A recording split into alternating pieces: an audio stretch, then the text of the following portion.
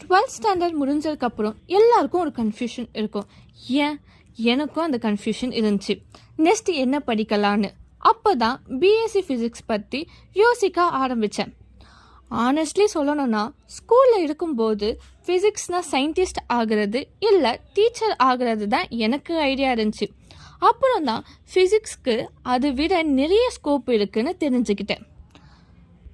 அப்போது சில பேர் என்கிட்ட கேட்டாங்க, பிஎஸ்சி ஃபிசிக்ஸ் சூஸ் பண்ணால் ஃப்யூச்சர் நேரம் ஆகிடுமான்னு. ஆக்சுவலி இல்லை, அதுதான் நானும் ஃபஸ்ட்டெலாம் நினச்சேன்.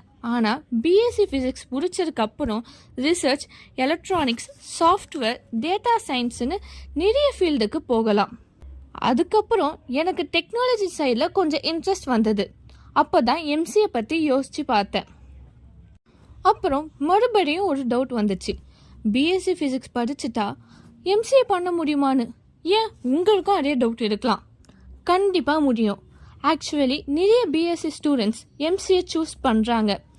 பிகாஸ் ஃபிசிக்ஸ் படித்தா ஸ்டூடெண்ட்ஸ்க்கு ஆல்ரெடி மேக்ஸ் அண்ட் அனலிட்டிக்கல் சைடில் கொஞ்சம் ஸ்ட்ராங்காக இருப்பாங்க.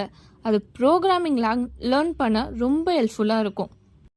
ஸோ பிஎஸ்சி ஃபிசிக்ஸ் சூஸ் பண்ணால் சயின்டிஸ்ட் மட்டும்தான் ஆகணும்னு இல்லை, அது ஒரு ஸ்ட்ராங் பேஸ் மாதிரி. அதுக்கப்புறம் நமக்கு இன்ட்ரெஸ்ட்டுக்கு எந்த ஃபீல்ட் வேணுமானாலும் சூஸ் பண்ணிக்கலாம். எம்சிஏ மாதிரி ஐடி ஃபீல்டு கூட. இப்போது டெக்னாலஜி ஃபீல்டு ரொம்ப ஃபாஸ்ட்டாக க்ரோத் ஆகுது. எம்சிஏக்கு அப்புறம் software developer, web developer, data அனலிஸ்ட்னு நிறைய ஆப்பர்ச்சுனிட்டி இருக்குது. ஈவன் நம்ம ஃபிசிக்ஸ் படித்ததுனால எலக்ட்ரானிக்ஸ் சைடும் நம்மளுக்கு தெரியும். எலக்ட்ரானிக்ஸ் ப்ளஸ் கோடிங் இன்னும் ஸ்ட்ராங் பேஸ் தான்.